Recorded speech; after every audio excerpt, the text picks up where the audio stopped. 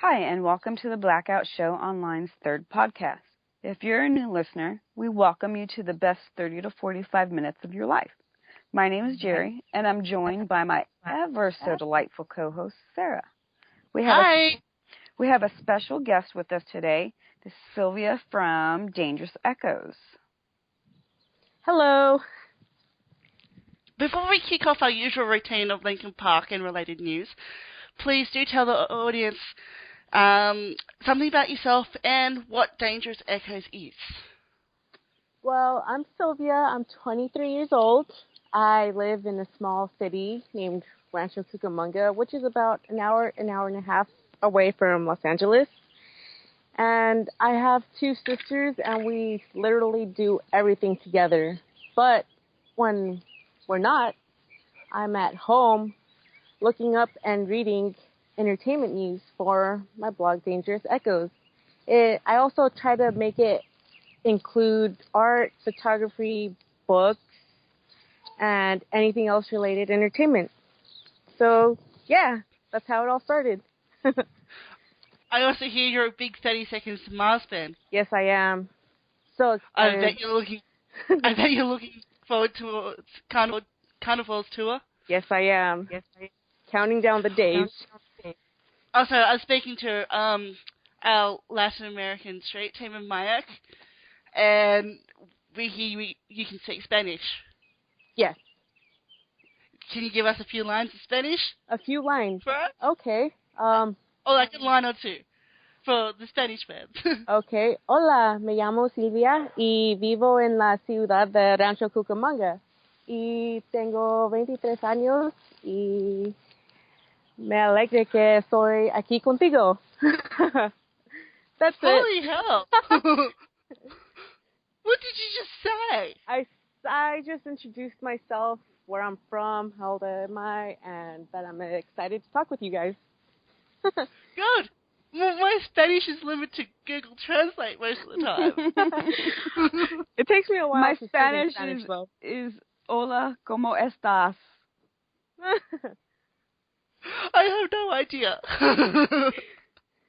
Although I do know how to say some simple lines in Spanish, like "¿Cómo estás hoy?" Yes. That's or the basics.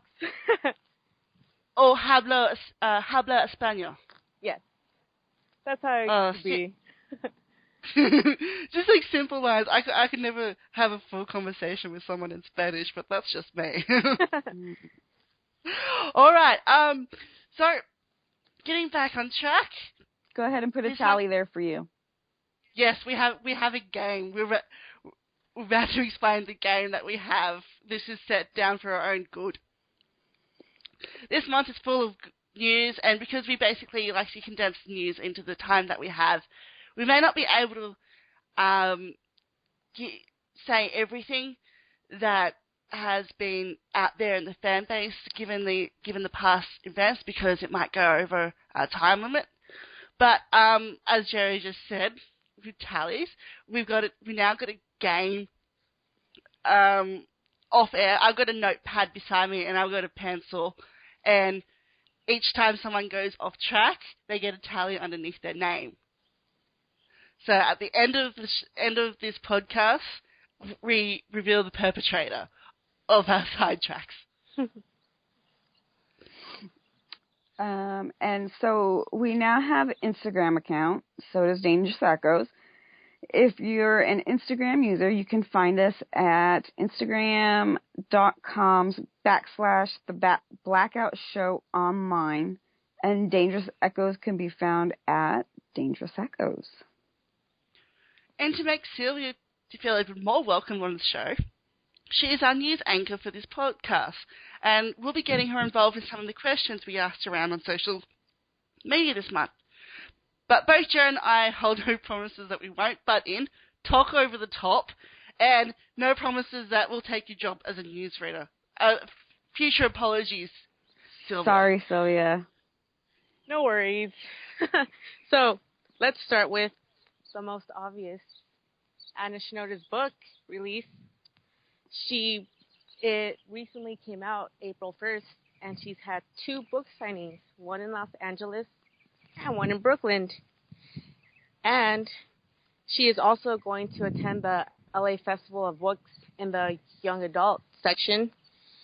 She has appeared in the radio and talkback show Loveline, and she also appeared on Good Day LA on television, both accompanied. She is doing well so far, but enough about her and more about the book. What do you guys think of the book? Coming from someone who's had, like, okay, I wouldn't say I'm from a broken home, but I can strongly relate to this book, and it's hit home hard for me in a way, because I've had troubles with my family, and I've been there and done that. And I really, really do sympathize with Clara, what the hell? Sorry, I'm thinking Doctor Who. Doctor Who is nothing like learning not to drown. Yeah, sorry, Claire, my mistake, is the protagonist. And I think it's really well done. It actually got added to one of my favorite book pile, which is like sitting right next to my Corey Taylor books. Wow. So, at first I had trouble, the only trouble that I had, was with the character Skeleton. And that was because it threw me off track a little bit, and it confused me for a second, thinking, okay, I'm reading this, but who's Skeleton? I don't understand. And then you read on, and then you're like, oh, I get it. I get this character now. It finally clicks in what the skeleton that popped up is. It's got to do with the whole Claire skeletons in the closet and how they're coming out. Right. So overall, I do think it's a really good book. It's well constructed. It's well written, and I actually gave it a 5 out of 5 because I enjoyed it that much. It's like, it pulls you in by the hook, and it doesn't let you go. Well, what did you think of it, Sylvia? I was speechless. I had no words for the book. It was, for being Anna Shinoda's first book, I felt like it was very descriptive and it was captivating. I couldn't put the book down, and I think I read it too fast because I got sad when I finished it. I was like, what do I do now? It's just this empty void in me. It's just numb. It's just so, it creates this empty void in you that when you finish it, you're like, it's over. Yes. Did it leave you wanting more? Oh, hell yeah. For a debut novel, it took 10 years to write, and as we've seen in the interviews, that Claire has, like, Anna has parallels to Claire with what she's been through, and if you read the acknowledgements in it, because I rarely read the acknowledgements in a book, I did this time, and at the end of Learning Not to Drown, I was thinking, it took her 10 years to write this. You can only imagine the number of times she broke down. Oh, yeah, definitely. And I think for a debut novelist, that to write something so personal and have so many parallels to the protagonist in the book, that really takes guts, especially when it's your first novel. Yes, definitely. I think she did a very good job on this. Yes, and she did. I admit, I did cry. Of course you cried. It wouldn't be you without crying. I'm just the type of person that gets involved with books too much and fictional characters. You become emotionally involved? Yeah. Okay, it was just a sob. In my defense, I was sobbing. It wasn't a full-out cry. It was just sobbing. Yeah, okay, whatever. I know you don't believe me because you still think I still cry over Titanic. Mm-hmm. I bet you did. We had this discussion. I'm sure that you did. You just won't admit it because it was a bad movie. Okay, that's a tally mark for you. Well, you started it bringing up Titanic in the first place, so you get one too. Tally mark for us. I predict Sylvia's just going to come out with 0 tally marks. Like, yeah. She's like, I'm not going to get in trouble. For now, maybe. Name and shame at the end of the podcast. Okay, so basically, I did a review on Learning Not to Drown, getting back to the topic, and we're not talking about Titanic now. Okay. There's a review on my personal blog for Learning Not to Drown. I saw that Anna retweeted it. Yeah, which really took me by shock because I didn't even tag her in it, and I'm like thinking, what? And because my retweets weren't working at the stage, I had someone say to me, Sarah, Anna just retweeted your post, and I'm thinking, what? I had the mentions going, but not the retweet. Did you go check it?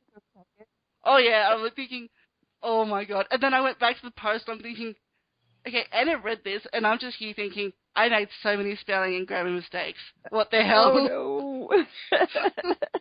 Did she have her little red pen to correct them? No, I'm thinking I'm just going to go like Grammy Nazi on myself because I wrote this like 11:30 at night before bed. So what is it about the book that made you cry? A little tear in your eye? A little sob. I think it's just because it hit home hard for me in a few ways. And I wouldn't say, like I said, I wouldn't necessarily call myself from a broken home, but I think that the moral of the story is overwhelmingly good. Yes. Yeah. I think. And the moral of the story is that you have to learn to live side by side with your skeletons. Mm-hmm. I think most people would be able to relate to this in some fashion. There's actually parts of it that I'm like, oh my God, is she talking about my life or hers? So, yeah. It's like she knows my life. Like, how does she know that? It's like, oh, didn't she she came out on a blog with I don't know, it was a few months ago now. I think you might remember it, Sylvia, but she came out saying that she was really shy about this and she's not perfect, and I think all the fangirls just swooned. Correct me if I'm wrong. I think she did do that, didn't she? I think you're correct. Yes. And I don't know. I think that blog post really made me look at her in a different perspective. Yes, I saw that. I was like, oh my God, she's so innocent. I was like, how is this book going to turn out? Because she was like, I'm shy. I don't really like big things. And I was like, oh, okay. Well, and too, you could also tell in her interviews that she is not used to people focusing on her. And you could see Mike trying to not jump in to be the star of the show because it really is about Anna and her success. But you could just feel that she's not used to being the one center stage with everybody looking at her. I think that's what I like about her, is that she doesn't hide her flaws. Yeah. And she tells it how it is. Right. She's a realist. Yes, definitely. And that nobody's perfect. She's not perfect. We could go on and on, but I think I think we should stop fangirling over it. I know Learning Not to Drown is a really good book, but I think we have we have like a lot to get through. So do you want to give yourself a little tally mark for getting us sidetracked, or do you want to just go ahead and move along? Okay, I just put a tally mark next to my name. Okay. That's for dragging Learning Not to Drown. I'm on 2, Joe's on 1, and Sylvia's still on 0. Yay! Anyway, we've got University of California news coming up. Yes, on March 21st, Lincoln Park attended the University of California as part of the gala organized by the Institute for Development and Sustainability, and they were to be honored for their work with Music for Relief. The band received the award for environmental excellence from UCLA, and in thanking, Mike said that from the beginning, the band had the intention of starting relief and disaster prevention and environmental stewardship. For that reason, Music for Relief was developed, and the rest of the band also were presented at this award show. Upon receiving the award, Chester and Mike did an acoustic version of What I've Done and Shadow of the Day. I love acoustics. Yeah, they do a great job. And speaking of Music for Relief, where the heck is the costume Mike is set to wear for the birthday challenge? I know, right? Phoenix must be getting a custom fit for Mike. That custom outfit for him. We never know. Mm-hmm. Poor Mike. He's taking his sweet time because I can tell you now, a lot of people have been asking about that birthday costume. Poor Mike. I fear to think of what that costume would be. And talking of Music for Relief, you were the winner of the personal video. From that?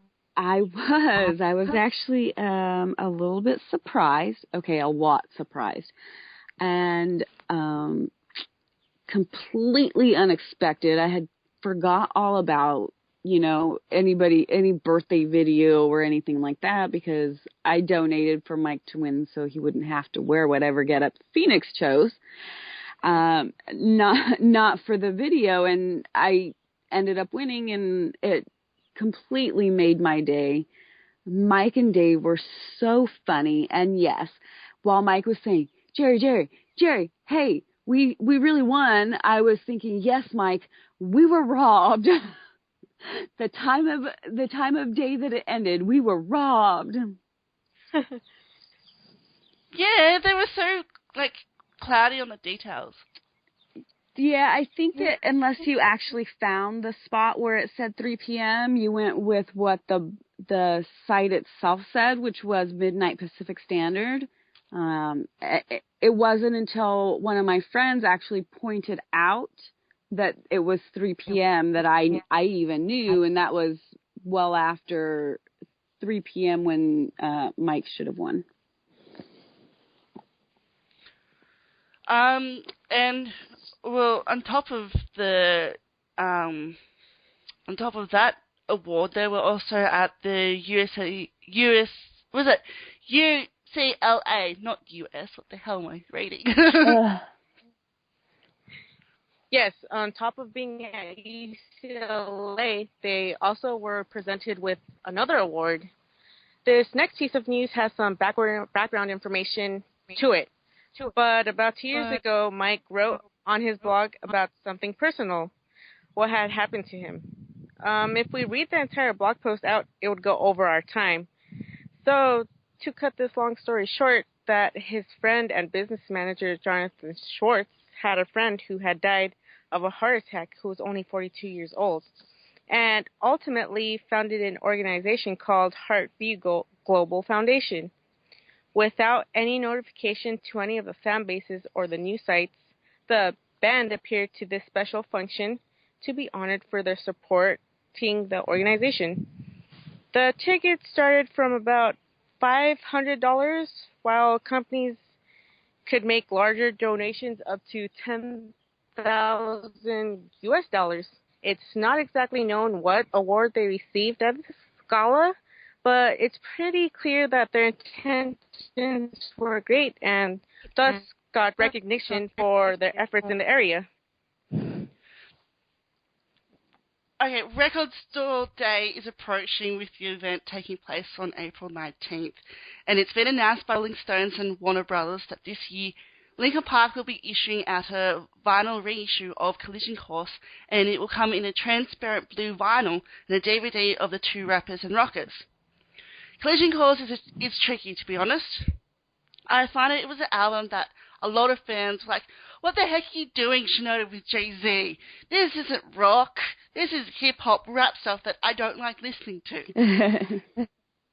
Coincidentally, when I was writing this part, originally, Collision Course came on my iTunes shuffle. I'm not allowed to sing this album out loud anywhere. Please don't. Or else I will cop it. Please don't. It's like, how many times can you murder something? Exactly. That's fair. Exactly. So, I really like Collision Course. I think they definitely chose the right person with Jay-Z to make it. I think that they just the collision between Jay-Z's music and Linkin Park was so well done. And also, I think I need that vinyl. Everyone needs that vinyl. I agree. When I first heard about Linkin Park and Jay-Z collaborating on that album, I was interested into hearing what they were going to give us. After listening to a few of the songs, I felt like they connected and the songs worked really well. I also had a couple of friends who unfortunately stopped listening to Linkin Park after that album, which was sad for me. But, you know, collaborating can be risky. But I feel like this album and the songs worked out really well. I agree. May I just say that Collision Course was the best career move Jay-Z ever made? Next to marrying Beyonce? Yeah. Oh, well. So anyways, also, recently a behind-the-scenes video has been released that shows how Linkin Park and Rakim made Guilty All the Same. But it's not the only thing that fans have eyed off on. At one point of the video, there are speculated songs names on the board. They could be demos or they could be actual songs off The Hunting Party. The songs acquired by a source of ours are as follows. Until It's Gone, All for Nothing, Keys to the Kingdom, The Wasteland, Line in the Sand, Final Masquerade, Warrior, and Mark the Graves. But in having said those names that were spotted during the video, there has been 5 names strongly rumored out of the 12 tracks said to be on the now confirmed album title as of the other day. It will be released to the U.S. on the 17th of June of this year, and Linkin Park officially confirmed this through an interview, which is later than what earlier rumors had suggested previously. Looking at the list, the first one reminds me of a mix between Until It Breaks and I'll Be Gone. And since the artwork was revealed the other day, along with the promotional shots, I do think the boys are really going to deliver the promise of a heavy sound as exemplified by Guilty All the Same. Spotify released an image of Mike, same time frame, which I think the fangirls went a bit, let's say Kanye West would put it, cray-cray over. My timeline blew up. Yeah, our timelines have been blowing up over a lot of things recently. We know that the album is complete because there have been images leaked the last week or so, basically saying that there have been major listening parties going on. It's just a matter of time before a new song hits us, because Chester did say in an interview that there would be one more song to hit us before the album drops. So I'm really looking forward to the next song, because as soon as that album was officially announced, again, my timeline just lost their mind. But keeping in mind those songs that were found in that video, more songs have come to surface and with no actual confirmation yet and still in rumour form. But they're most likely be true because of other sources that are saying the same thing. The most obvious one is Guilty of the Same featuring Rakim, Keep the Kingdom, The Wastelands, Until It's Gone, All for Nothing, and Rebellion. And don't forget that the tracks All for Nothing and Rebellion do feature special guests. Paige Hamilton from Helmet is rumored to appear on All for Nothing, while Darren Malakian of System of a Down is rumored to be on Rebellion. If you listen to System of a Down and know their sound, they produce some heavy-sounding songs. So with the addition of Darren to a song, I think you can expect something heavy. I used to be a huge fan of System of a Down. Used to love Mesmerized and Toxicity. I think everybody did once upon a time like Toxicity. Most definitely. So, hey, how did the Mike and Church's avatars come about? Oh, I crack up laughing every time I see this.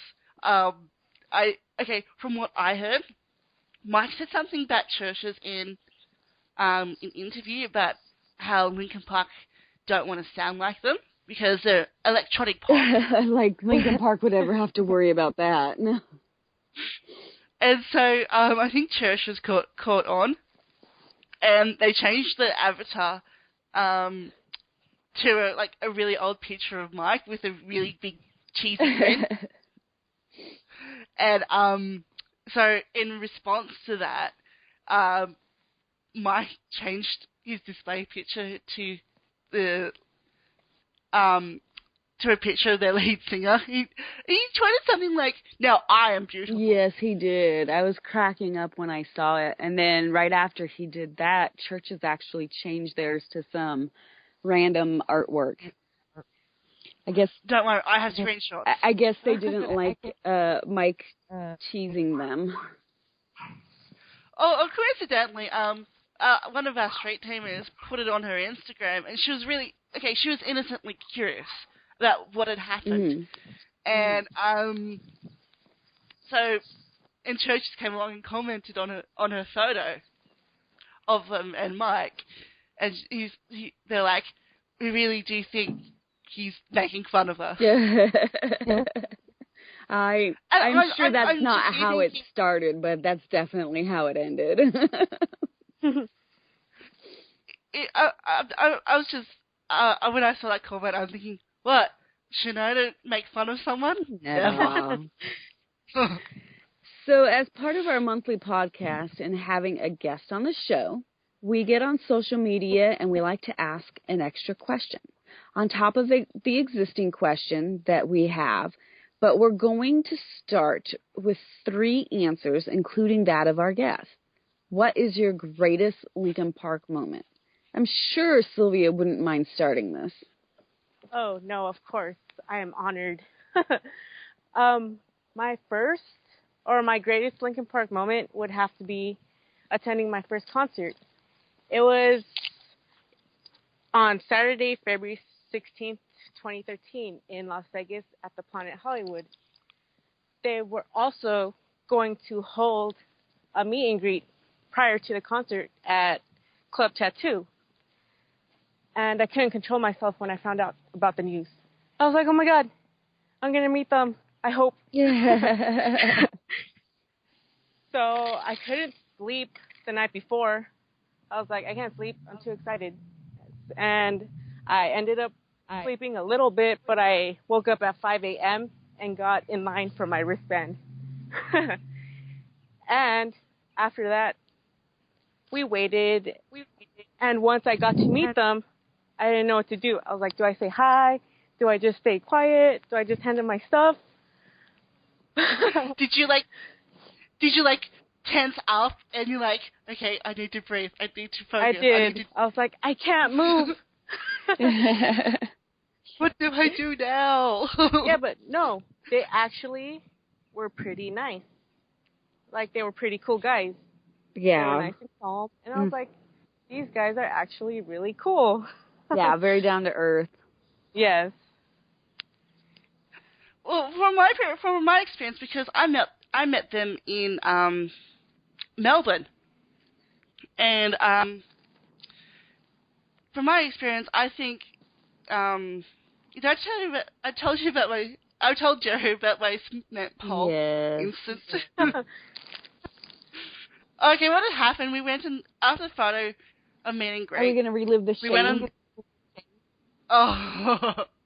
it's one of my best memories. It's also one of the most shameful. Oh no. It's like we went and lined up, and all I could see was the other guys on the other side of the room signing stuff, and I was trying to get my position at the end of the line next to my friend, and Rob's my favourite member of Linkin Park. No way. And so what had happened, I was trying to get my pacing, and I ended up somehow getting a face full of a cement pillar for some reason.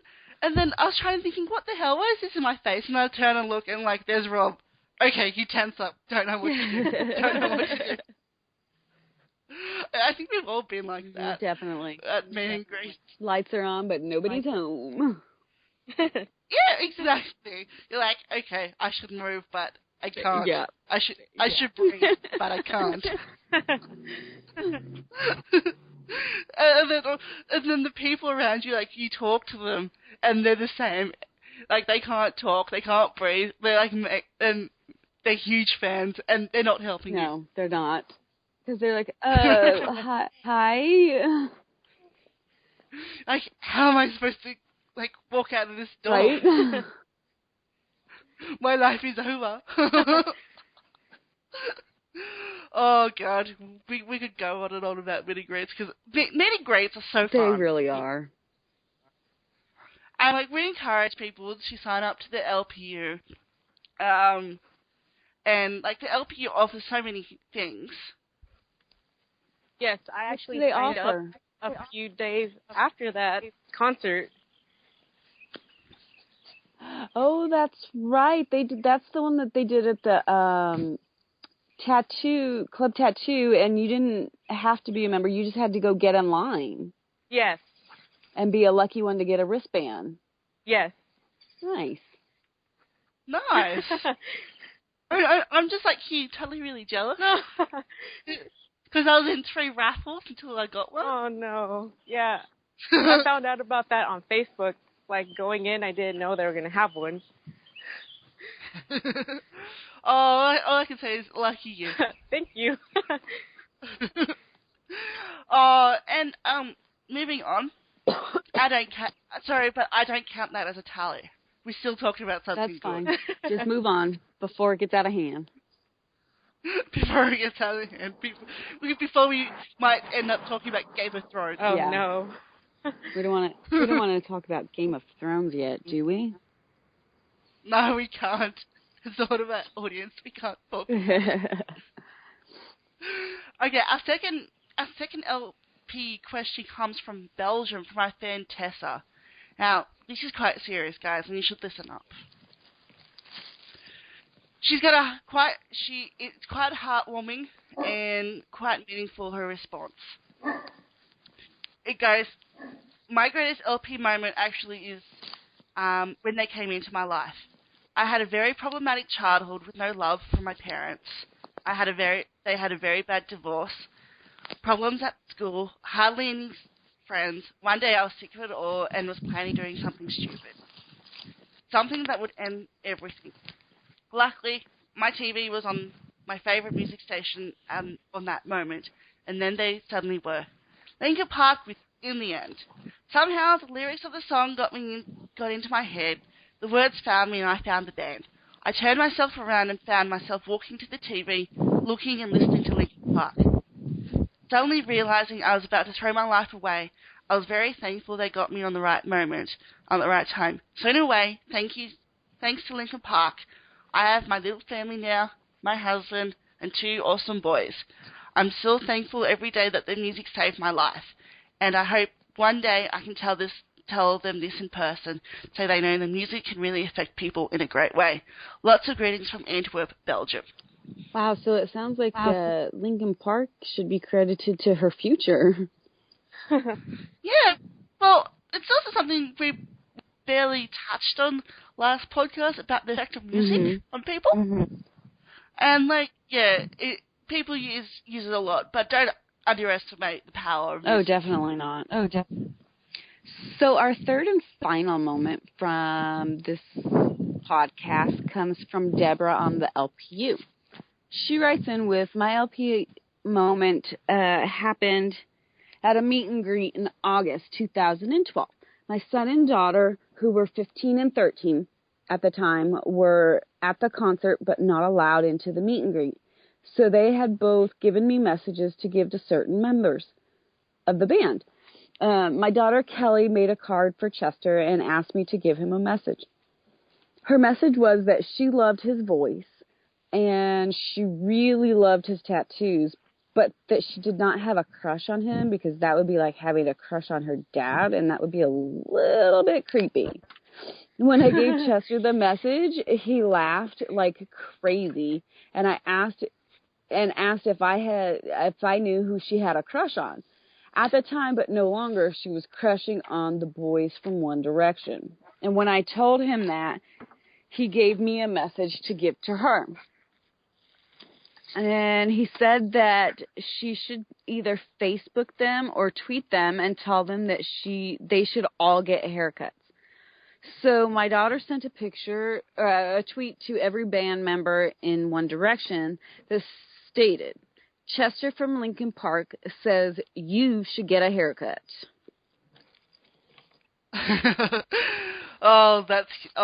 That's funny. Yeah, that's classic. So, our monthly question generated a lot of responses. From News to Incubus again, the answers kept loading in. The question of the month was, if there was one band you could choose for Linkin Park to tour with, who would it be? Now, before we start with the fan responses, I have to have my 2 cents. Of course. Okay. Of course. Call me somewhat predictable, because I am. Mm-hmm. Like I don't already know what you're going to say. Even before you saw the script, you know what I would say. Most definitely. Okay, I'm a huge fan of Corey Taylor, and I would love to see them tour with Stone Sour. No! I'm so shocked. I saw Stone Sour and Linkin Park, the Living Things World Tour in Sydney and Melbourne. I bet that was a great show. It was. The combined energy of them was great. And, like, you know, back in the Hybrid Theory days, where everyone was comparing Linkin Park.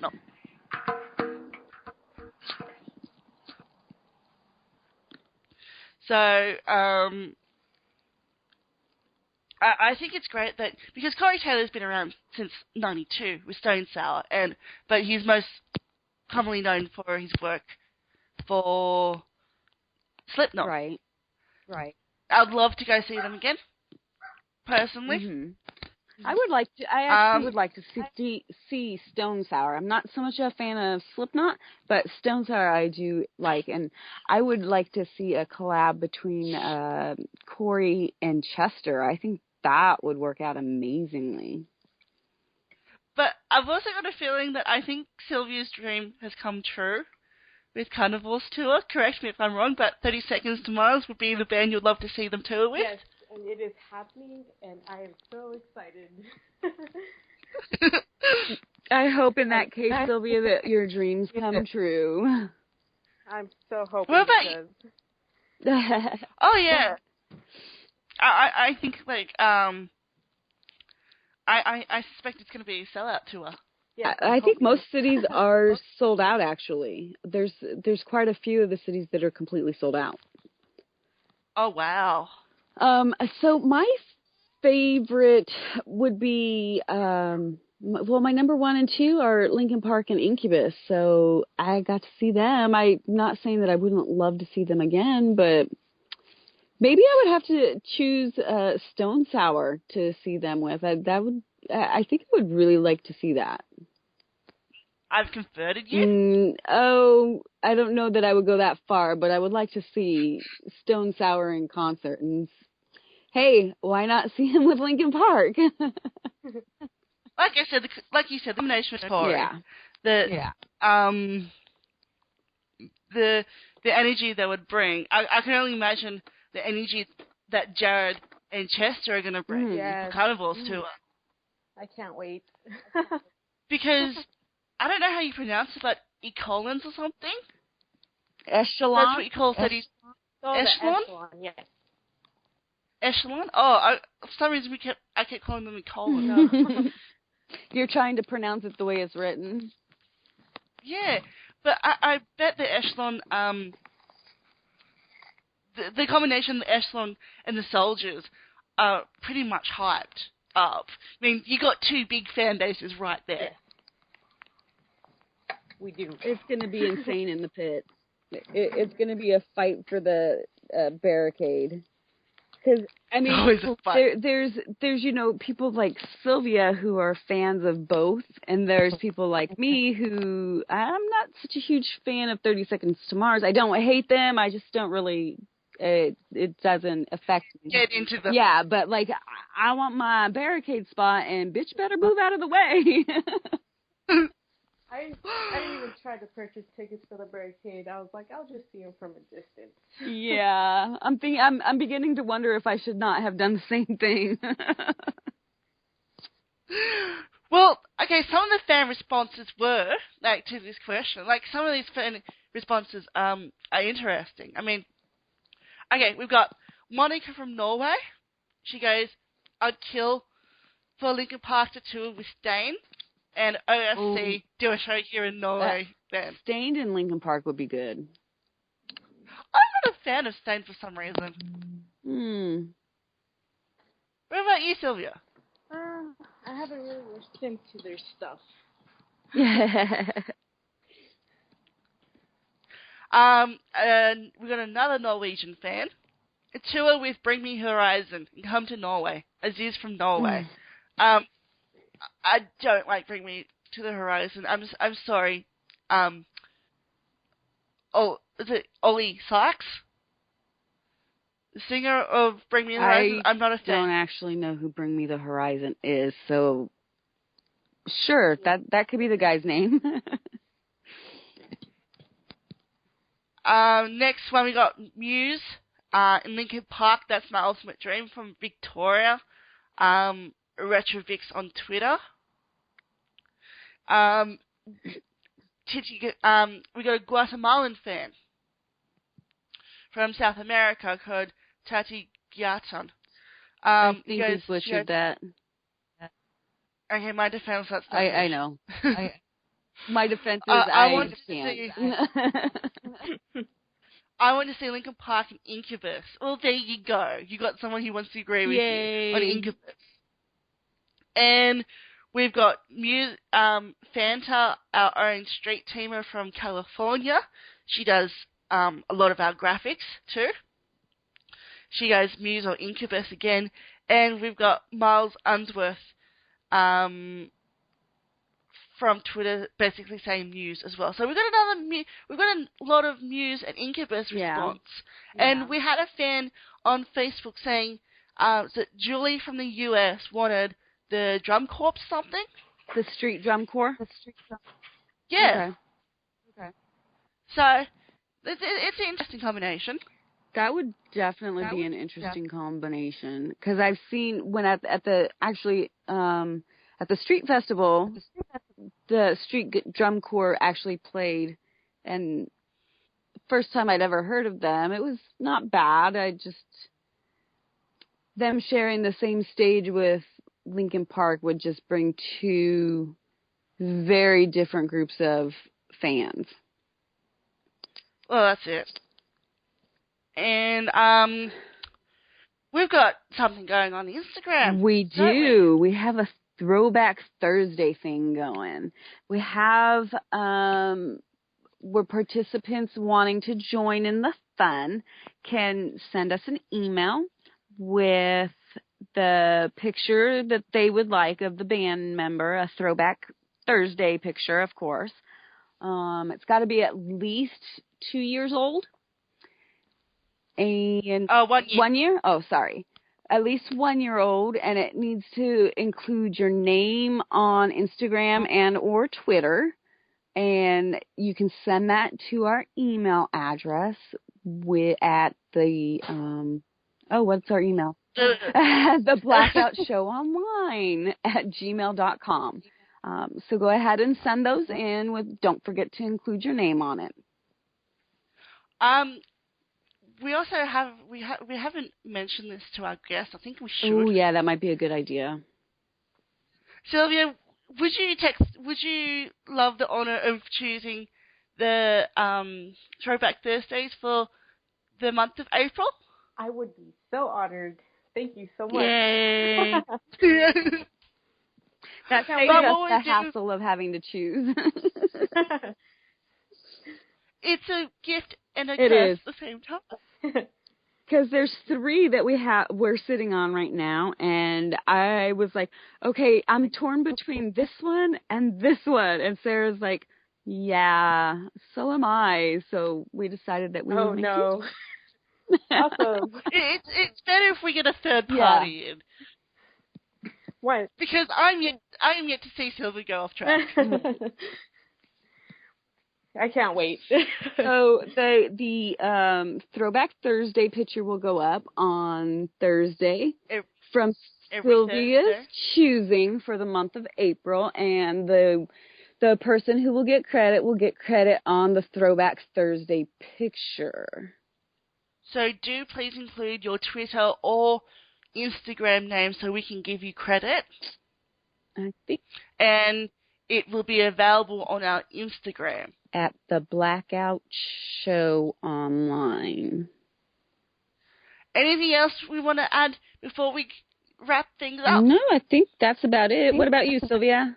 You want to throw some news in there about your site? Well,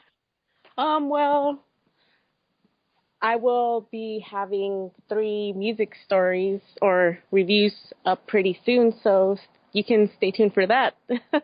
Awesome, and that's at Dangerous Echoes, right? Yes. Great. And that's the same on Facebook /Dangerous Echoes? Yes, and also Twitter. Okay, yeah. So we got 3 music reviews. Yes. Can you give us a sneak peek to who they are? Well, one will be the Black Keys with their upcoming album in May. Nice. And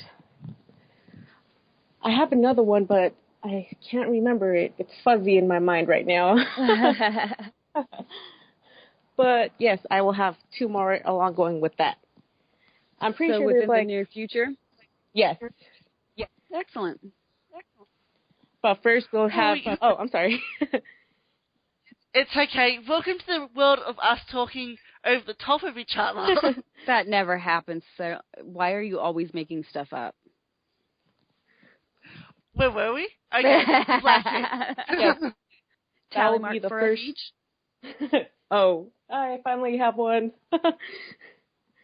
Well, the first one will be the Black Keys, and that will be coming up around the end of April, beginning of May. So just stay tuned for that one. Awesome. Other than that, I don't think we got much Linkin Park news to give away. No, I think that kind of wraps everything up. So make sure you stay tuned for next month's podcast. And we'll have a monthly question up in the coming weeks. You can catch us on Twitter at /BO_showonline. You can also find us on Facebook /The Blackout Showonline. And you can email us. At theblackoutshowonline@gmail.com. We're actually really easy to find, except for on Twitter for some reason. All right, well, Jerry and I both thank Sylvia for coming on and sparing some time. To keep us from having to talk to each other. No, thank you. It was really fun. Thanks for sharing your blog with us. Oh, no problem. And to all of our listeners, you have an amazing day. Thank you. You too as well. Can Sylvia say goodbye in Spanish? Oh, okay. Adiós a todos y me alegre que estaban escuchando a nosotros. Adiós. Adios. Wow. Adios, amigos. All right, until next time, tune in for next month is May, and we're gonna have plenty of material for the next podcast. Yay! Too. So stay tuned and thank you for tuning in. Awesome. Bye. Bye. Bye.